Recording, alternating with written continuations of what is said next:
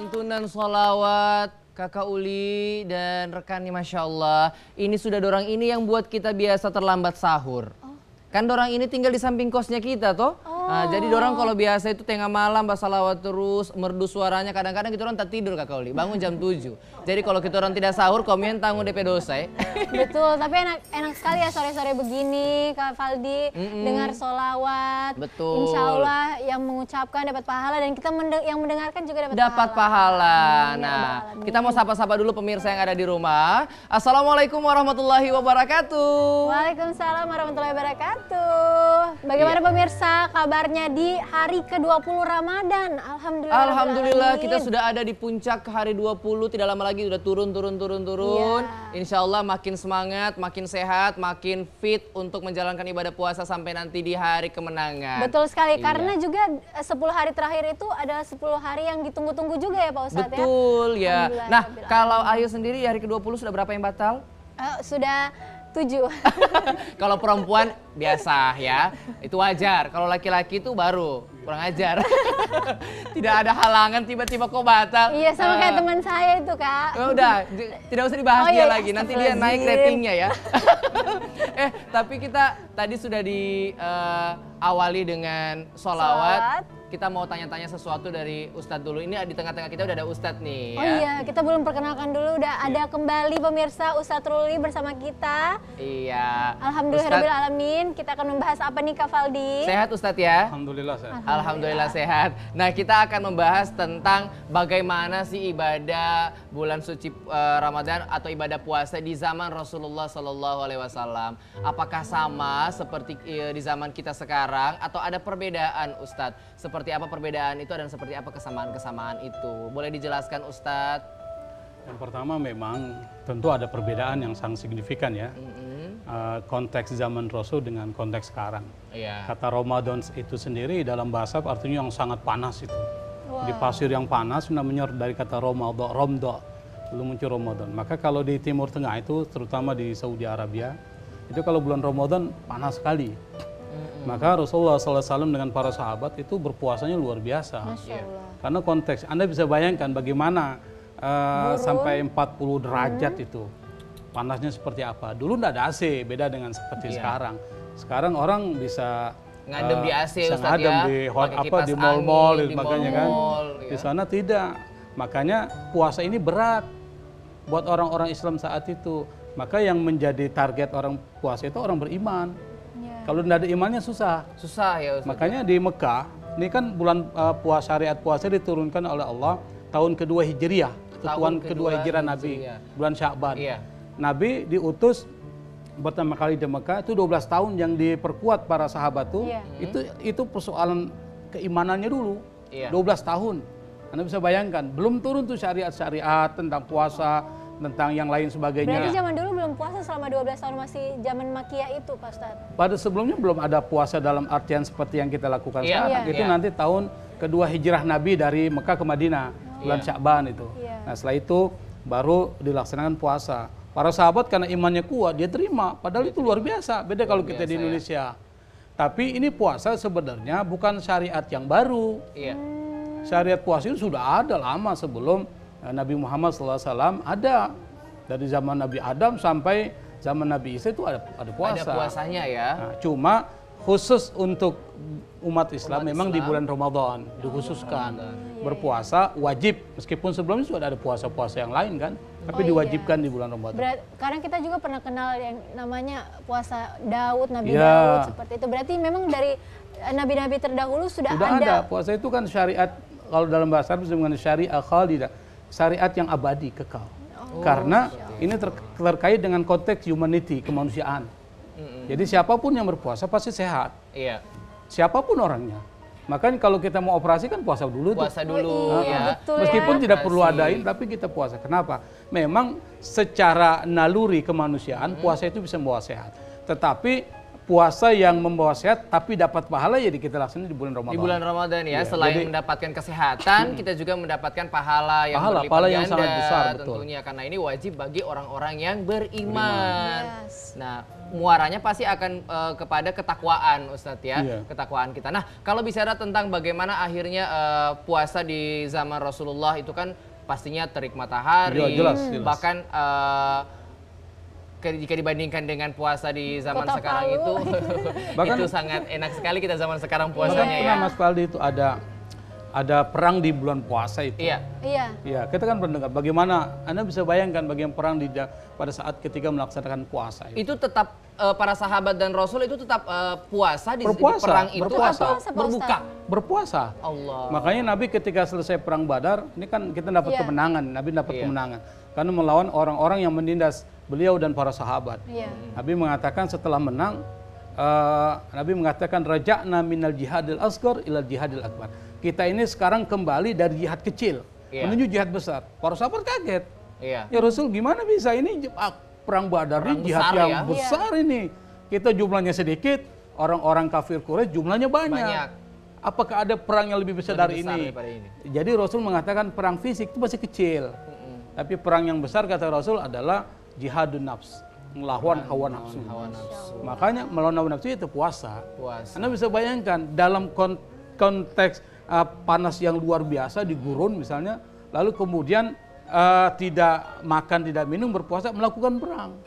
Para sahabat itu kalau kita mungkin tidak mau ikut. Iya. Tapi karena para sahabat Bersama imannya Ustadz. kuat, dia melaksanakan itu.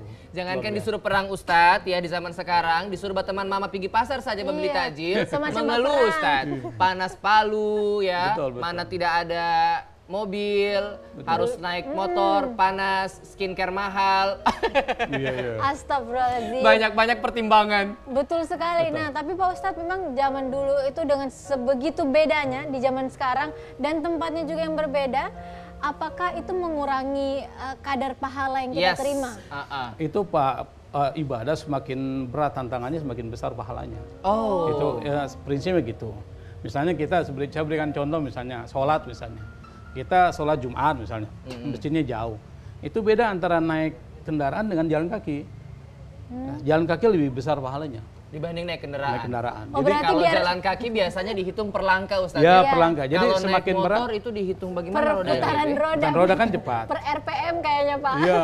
Jadi prinsipnya itu adalah semakin berat satu ibadah, nah, itu semakin besar pahalanya. Oh berarti Pak Ustadz kalau saya mau dapat pahala yang lebih banyak, kalau saya mau ke pasar mending jalan kaki saja. Iya kalau kuat. Dilihat dari kan. kondisi fisik Bu ya. Kalau sudah basuar-suar sote mampu buka puasa mending naik motor, jangan paksa. Dan memang kalau kita berbicara tentang kadar pahala yang Ustadz bilang sampaikan tadi semakin agak sulit cobaannya, kadar pahalanya juga semakin Makin meningkat. besar. Berarti memang di zaman Rasulullah itu para sahabat dan Rasul ketika menjalankan bulan puasa pahalanya berlipat ganda ya. Jelas. Apalagi mereka semua melaksanakan aktivitas yang memang berbau ibadah, beda dengan kita yang mungkin banyak aktivitas sekarang yang kita lakukan sia-sia. Iya. Misalnya akhirnya cuma buka sosmed, tidak Ya, buka Al-Quran. tantangan terberat kita itu bukan seperti zaman Rasul, tapi ada Betul. tantangan lain. Ya, Apa misalnya kira-kira media itu, Ustaz? sosial, media sosial. Media sosial. Itu kan media sosial kalau kita lihat membuat kita lebih malas. Iya Iya, betul. Pak Misalnya Ustaz. kalau ibadah kan kadang-kala ya kita bisa lihat di dalam realitas kita, media sosial ini udah jadi part of our life ya, jadi Iya. bagian kehidupan kita. Sehingga kadang-kala itu mengalahkan ibadah kita. Betul Pak Ustadz. Nah, itu Sama tantangan kayak terberat itu. kayak ada teman saya tuh Pak Ustadz. Dia itu puasa untuk pencitraan aja. Pencitraan di media sosial. So siapa lagi kok bilang ini Masya Allah, kasihan? saya lagi ratingnya kayaknya ini. Aduh, senyum-senyum lagi dia. Berarti ujian kita yang berpuasa di zaman sekarang dengan ujian di zaman Rasulullah SAW itu berbeda Ustadz. Jelas, Ya? sangat beda. Apalagi Pak Ustadz selain misal ya Media sosial. media sosial yang dulu kan memang tidak ada. Tidak ada ya tentunya. Apalagi biasanya yang zaman Rasulullah itu puasanya seperti apa?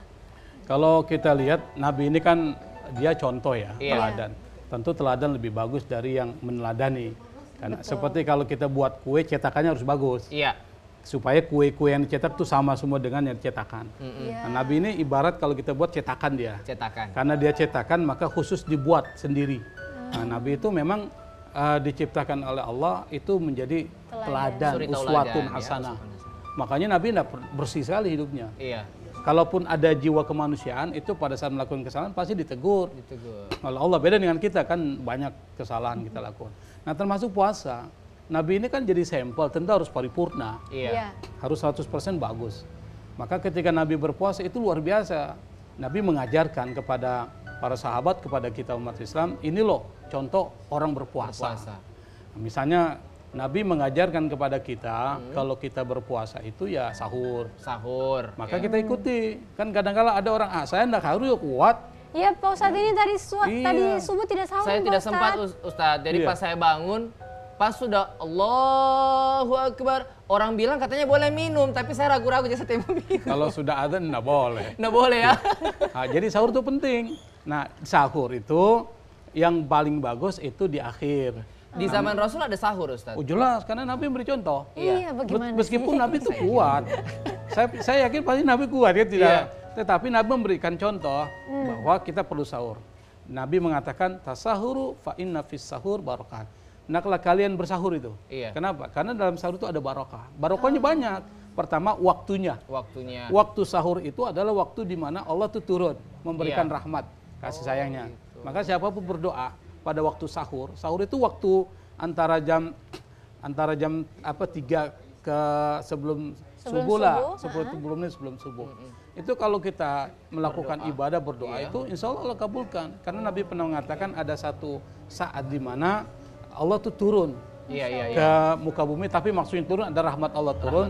Siapapun yang berdoa pasti Allah akan kabulkan. Oh berarti oke Pak Ustadz, sebentar sahur, habis sahur berdoa minta. Sahur kan setelah kita mau sahur itu pasti dengan doa. Tapi lebih baik memperbanyak doa karena ada rahmat Allah yang turun di situ. Betul. Doa, sholat. Makanya kalau seandainya kita bulan puasa, sebenarnya bukan cuma bulan puasa, bulan-bulan lain sama. Jadi waktu sahur itu, sahur itu bukan cuma makan ya, tapi waktunya namanya sahur. Itu banyak sekali keberkahan. Kita kalau isi dengan sholat tahajud misalnya, habis setelah itu kita dzikir, baca Quran, lalu kita makan sahur. Itu luar biasa. Nah Ustadz, kalau kita kembali melihat bahwa di bulan puasa di zaman Rasulullah SAW agak sedikit berbeda. Nah apa kebiasaan-kebiasaan yang biasa dilakukan oleh para sahabat dan Rasul ketika di bulan suci Ramadan? Misalnya nih Ustadz, kan ada Rasul menganjurkan untuk buka puasa itu dengan yang manis-manis. Ya, betul. Itu boleh kita ikuti sampai dengan sekarang kan? Selain itu kira-kira apalagi kebiasaan-kebiasaan para sahabat itu? Banyak.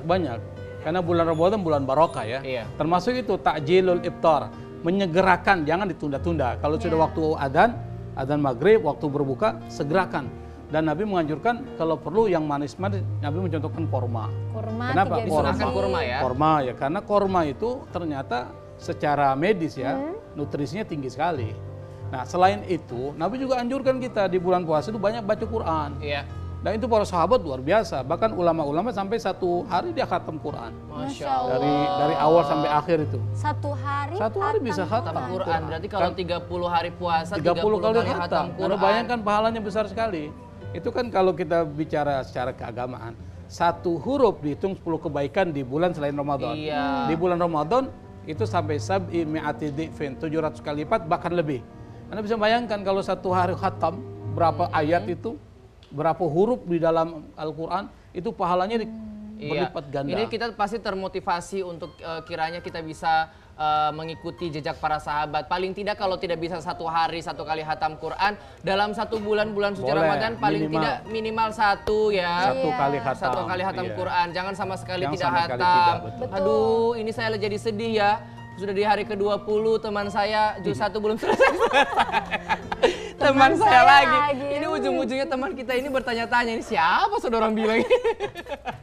Tapi Pak Ustadz ya, saya dari tadi membayangkan ini, kalau misalnya 1 hari 1 juz, itu bacanya bagaimana Pak Ustadz? Apakah mereka 1 hari 1? Iya, apakah sahabat Nabi itu tidak punya aktivitas lain selain mengaji begitu Ustadz? Ya, dia sholat dia baca, setelah sholat dia baca. Jadi dibaca terus. Beda kalau kita memang, kita nggak bisa memikirkan, oh bagaimana bisa? Mereka bisa, karena mereka kan hafiz Quran, hafal Quran. Kemudian dalam sholatnya pun dia baca. Jadi 1 kali, seperti Imam Syafi'i misalnya, di bulan puasa itu sampai 1 kali khatam. Bahkan biasanya tarawih mereka itu ya, beda ya dengan tarawih kita sekarang ya. Makanya semakin berat ibadahnya semakin tinggi pahalanya. Para ulama itu luar biasa. Bukan kayak tarawih kita yang Allahu Akbar sampai Kalau selesai. kita ini kan lebih cepat lebih baik kan. Iya. Kita kan begitu prinsipnya. Iya Pak Ustadz. Padahal semakin lama, ada ujiannya, semakin semakin bagus. lama, Iya. semakin dihitung pahala oleh Allah ya. Masya Allah. Makanya kalau kita misalnya umrah Ramadan itu Iya. di umrah di bulan Ramadan kan sholat tarawih itu. Iya. Iya. Itu biasanya agak lama mereka sholat itu. Sampai jam 10, kadang 11 baru selesai. Iya. Artinya apa? Mereka baca Qurannya sampai 1 juz 1 kali. Jadi satu tarawih itu keseluruhan itu 1 juz. 1 juz. Jadi kalau 30 udah selesai khatam. Nah Ustadz, Para untuk imam kayak tadi kebiasaan Rasul untuk buka puasa dengan yang manis-manis, disunahkan itu kurma. Cuma kalau misalnya ibu-ibu di rumah tidak ada kurma ya, tidak sempat. Jadi buka yang manis-manis itu pakai es buah, pakai teh manis, Betul. pakai Sirup. kopi, sirup. Apakah itu kopi kalau ditaruh gula manis, Pak Wawan ya, sudah kamu yang kita bilang dari tadi nih. Itu apakah juga termasuk pahala yang dimaksudkan dalam sunnah Rasul tadi itu yang manis-manis? Apakah harus kurma Iya. Ustadz Abe? Iya. Berbukanya saja sudah pahala kan? Iya. Nah, yang disebut dengan rutop ini kita meniru Nabi, meladeni Nabi. Iya. Tapi bukan berarti kurma, tapi bisa dikiaskan misalnya. Sesuatu yang bisa mengembalikan tenaga kita. Energi kita yang memang terkuras pada saat puasa, dikembalikan lagi. Ya berarti Yaitu kalau dengan- adanya gorengan tidak apa-apa Pak Ustadz. Kalau boleh aja, cuma kan kurang bagus Kurang juga kan. bagus sih. Boleh, kalau bilang boleh, cuma yang terpenting dia mengembalikan tenaga. Apa? Biasanya gula-gula itu. Iya. Itu mengembalikan gula, energi. iya. Yang penting jangan kurmanya di mulut pas azan langsung ditelan. Jangan Pak Ustadz. Ayu bagaimana konsepnya berbuka pakai gorengan setengah mati ya? Sekarang minyak goreng langka. Oh iya, aduh tolong. Jangan terlalu terfokus sama gorengan. Kan bisa merebus, bisa mengkukus. Kan ibu-ibu kan kreatif kan? Iya iya. Atau ditumis, oh bukan, Ya, tumis pakai bisa minyak. juga ya. bisa juga bakwan dikukus. Oh jangan Ustadz, jadinya bukan bakwan nanti Ustadz ya, jadi onde-onde. Tapi Ustadz, memang kalau kita lihat bahwa di zaman Rasul itu puasanya itu berbeda. Maksudnya bukan berbeda dari sisi menahan lapar dan dahaga, tapi mereka menahan hal-hal yang lain Ya, seperti betul, nafsu betul. ya. Di zaman sekarang itu sebenarnya juga ujiannya berat Ustadz. Iya. Ya, karena anak-anak sekarang lebih peduli sama gadget mereka dibanding Al-Quran. Iya. Terus juga itu juga yang dewasa-dewasa kadang-kadang ngabuburitnya scroll media sosial, akhirnya kalau lihat kabar baru gibah. Itu bagaimana caranya supaya kita menahan diri kita untuk melakukan hal-hal seperti itu Ustadz? Dan memang itu salah satu yang dianjurkan oleh Nabi, meninggalkan sesuatu yang tidak bermanfaat itu. Tarkul hujri fil kalam.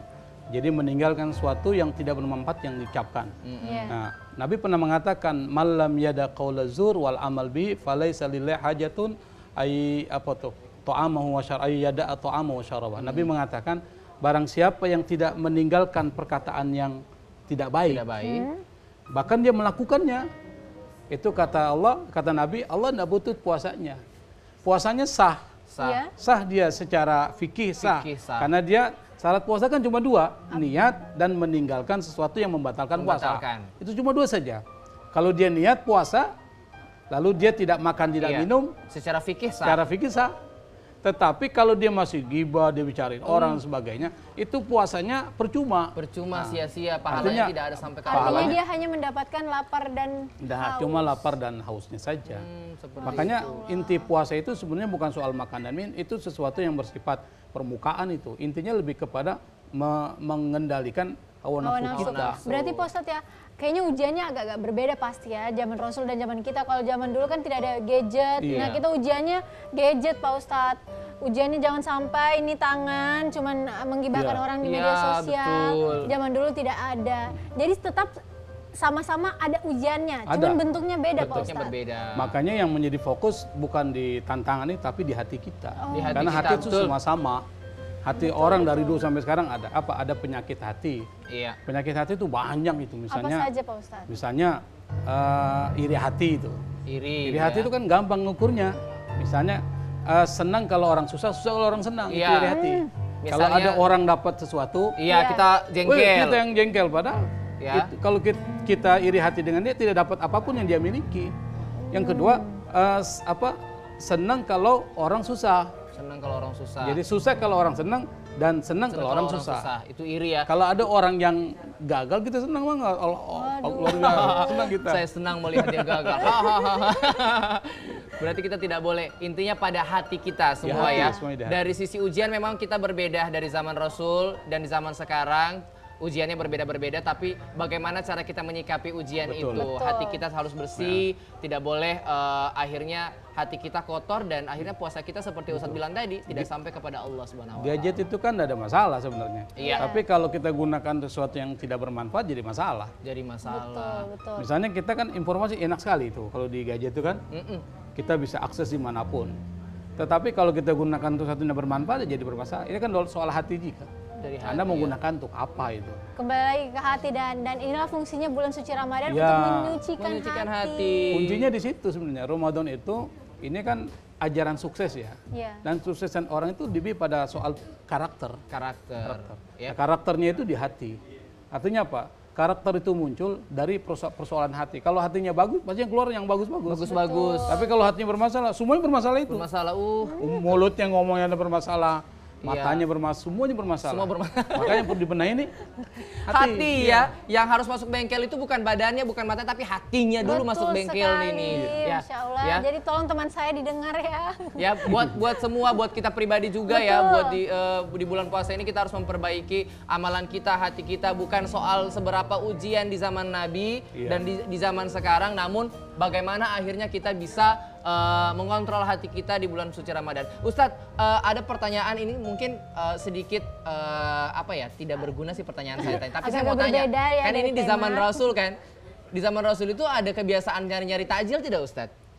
Kan sekarang kalau sudah sore-sore penasaran juga. Siapa tahu dulu sahabat Nabi kalau sudah sore hari jalan ke pasar cari tetu, gitu ya. Cari onde-onde, cari gorengan. Itu ada tidak kebiasaan cari-cari takjil? Kebiasaan yang ada itu memberi makan kepada orang yang berbuka puasa. Masya Allah. Ingat itu penonton, memberi makan bukan cari makan. Betul. Memberi makan Ustaz ya? Karena masing-masing orang berlomba-lomba untuk melakukan kebaikan. Coba misalnya Anda kalau ada kesempatan pergilah umroh di bulan Ramadan. Amin. Itu banyak sekali orang ngasih kita itu korma, minuman dan sebagainya. Kenapa? Mereka itu ingin dapat pahala. Padahal kita tidak butuh juga, tapi ambil saja disimpan. Berarti Ustaz kalau zaman dulu semua orang ngasih makanan, terus? Karena Nabi itu kan menganjurkan bahwa salah satu yang paling bagus yang bisa dilakukan adalah memberi makan kepada orang yang berbuka. Pahalanya sama.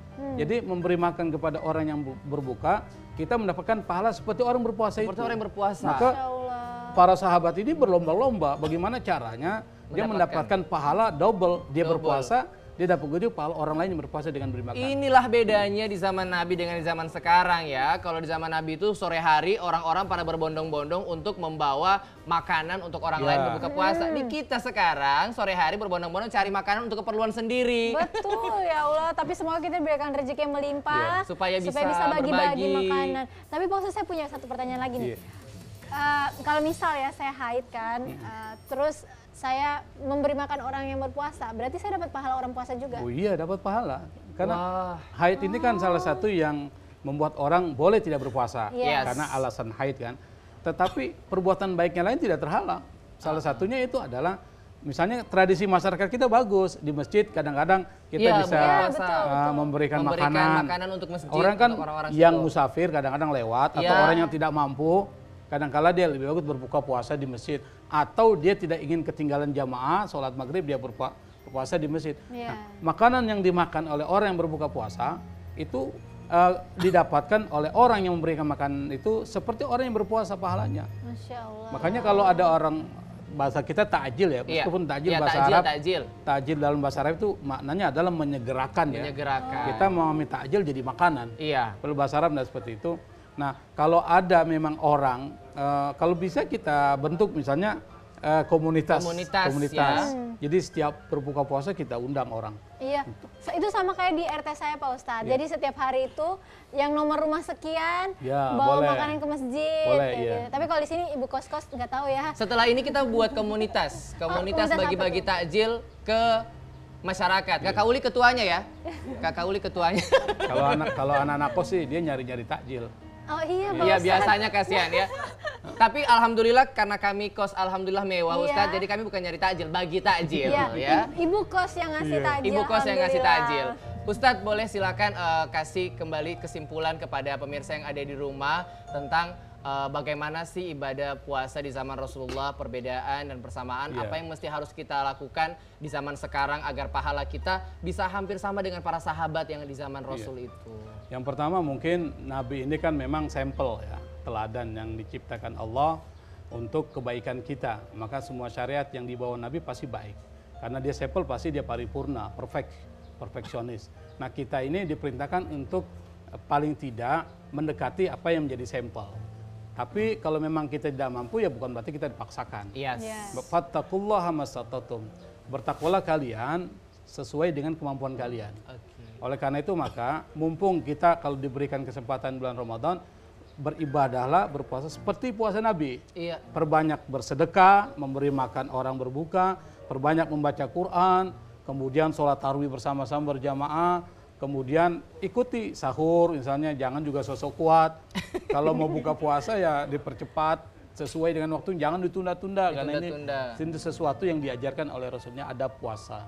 Oke. Saya pikir itu ya. Iya, berarti memang ada sesuatu yang harus kita ikuti dan memang kita tidak bisa samakan hal Iya. tersebut di zaman Rasul. Tinggal Betul. bagaimana cara kita berjuang untuk supaya pahala kita bisa sama dengan pahala orang-orang yang Betul, berpuasa di zaman betul. Nabi ya. Betul, tapi disesuaikan dengan Kemampuan. kemampuan masing-masing. Nah Pak Ustadz, ini mumpung juga 10 hari terakhir, apa pesan-pesan lagi buat para pemirsa di rumah biar di 10 hari terakhir ini Makin kuat, makin sehat.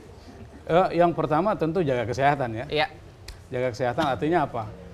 Boleh misalnya bergadang, tapi bergadang untuk bermanfaat. Yes. Selama ini kan orang bergadang bukan suatu yang nonton bola dan lain sebagainya. Tapi bagaimana menghidupkan malam, karena 10 malam ini luar biasa ini. Luar biasa. Terakhir ini.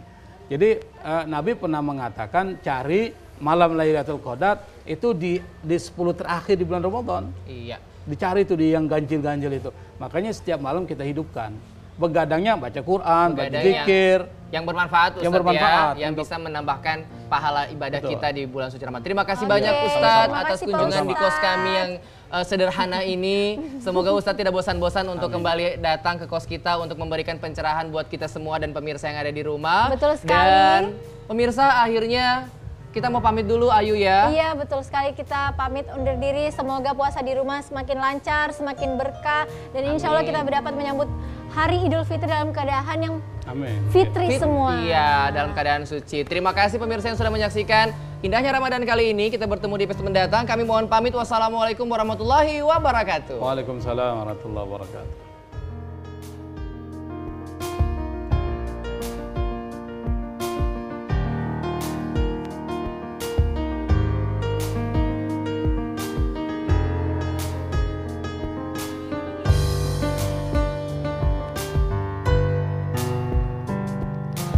Mulia, indah, cantik, berseri, kulit putih bersih merah di pipimu.